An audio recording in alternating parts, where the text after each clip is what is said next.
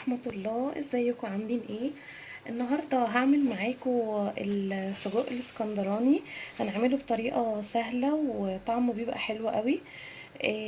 بس قبل ما نبتدي الطريقة اللي معانا النهاردة، اللي لسه معملش اشتراك في القناة ينزل يدوس اشتراك او سبسكرايب ودوسوا على الجرس عشان يوصل لكم كل الفيديوهات. الكمية اللي معايا النهاردة هي نص كيلو. طبعا السجق لازم تجيبيه من مكان مضمون، يعني جزار يكون كويس، لان السجق بيعتمد على التتبيلة اللي جواه. هو طبعا محشي المفروض لحمة مفرومة وتوابل، فلازم تجيبيه من مكان كويس علشان يكون طعمه حلو. هنبتدي بقى ان احنا نقطع السجق. هو طبعا كان في الفريزر وانا ما سبتوش يفك قوي علشان تقطيعه يبقى سهل، انه لما بيفك قوي بيبقى طري كده وبيطلع من الكيس اللي هو محشي فيه، بيبقى صعب يعني. ابتدي بقى اقطعه كده. انا بحب اقطعه يعني حتت متوسطه، ولا كبيره قوي ولا صغيره قوي. في المحلات بره تقريبا بيقطعوه الحجم ده، لكن انا بحب اعملها يعني كده نصين. طبعا التقطيع ده اختياري، كل واحد زي ما يحب، وفي ناس بتسيبها صوابع كده. هخلص الكميه اللي معايا علشان ما اطولش عليكم، وهرجع لكم تاني اقول لكم هنعمل ايه تاني مع بعض. خلاص انا قطعت السجق اللي معايا اهو زي ما وريتكم، ودلوقتي جهزنا الحاجات اللي هنشتغل بيها. معايا خضار، طماطم وفلفل وبصل وفلفل حامي طبعا حسب الرغبة. والتوابل اللي معايا النهاردة، معايا ملح وفلفل اسود وكزبرة ناشفة، ودي بهارات مشكلة، ومعايا فصين توم مفرومين. يلا بقى نشوف هنشتغل ازاي مع بعض. اول حاجة هنقطعها بقى البصل، نقطعه كده.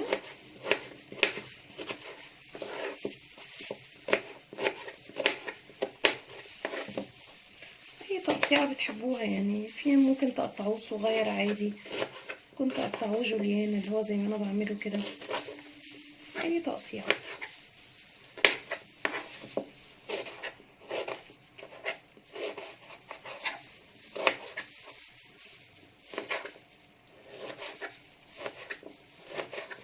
كنت عملت معاكم السجق قبل كده مشوي، هحط لكم برضو اللينك بتاعه في الديسكريبشن علشان لو حد عايز يشوفه، يعني كان حلو جدا برضو.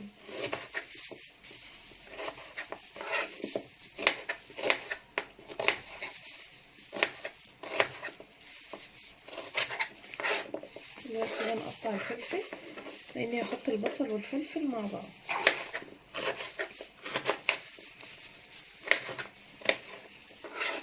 انا هخلص تقطيع عشان برضو ما اطولش عليكم وارجع لكم تاني.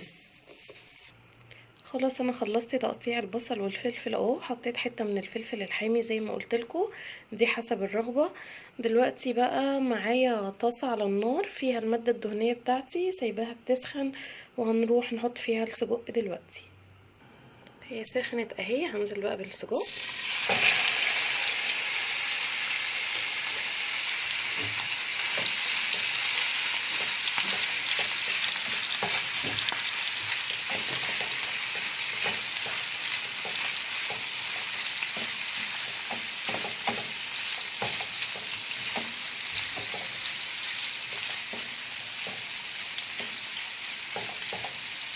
هديله تشويحه بس كده الاول لوحده.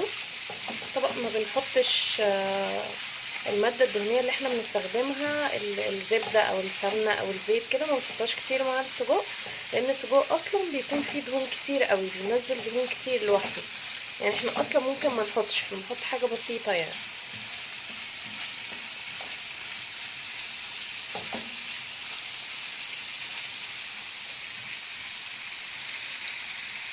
خلاص هو اتشوح معايا شوية اهو. دلوقتي بقى هنزل بالفصين الثوم بتوعي،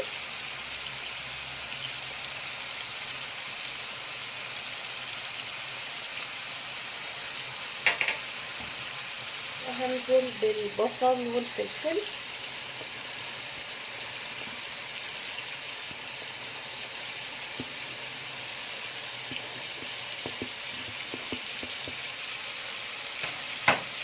نقلبهم بقى تقليبه كويسه كده.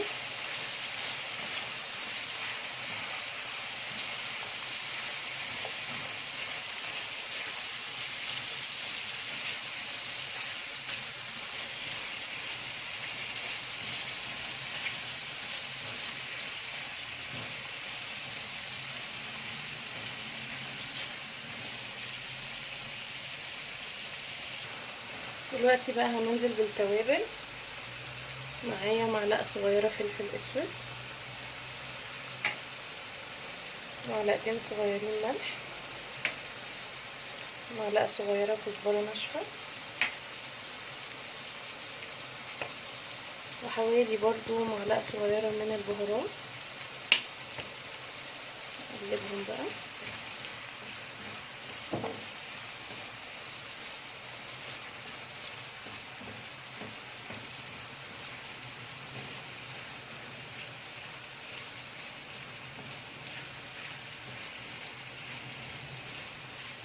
خلاص بقى هسيبه كده دلوقتي، وهروح اجهز الطماطم، عشان الطماطم بتتحط اخر حاجة، يدوب بتاخد بس تقليبة كده وبنطفي عليه على طول، يعني بعد يعتبر بنحطها بعد هو ما بيستوي يعني.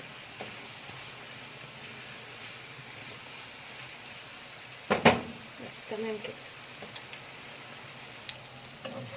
السجق بتاعي خلاص داخل في مرحلة السوا اهو. عايزة اقول لكم ريحته تحفة، سبايسي جدا. دلوقتي بقى جهزت الطماطم اهي، هنزل بالطماطم بتاعتي.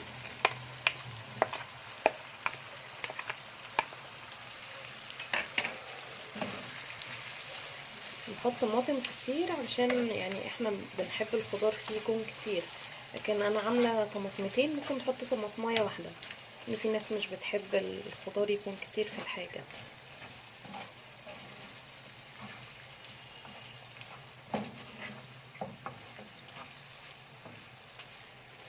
بس كده خلاص، هسيبه بقى يكمل السوا بتاعه، وهوريهولكوا اول ما يستوي شكله عامل ازاي.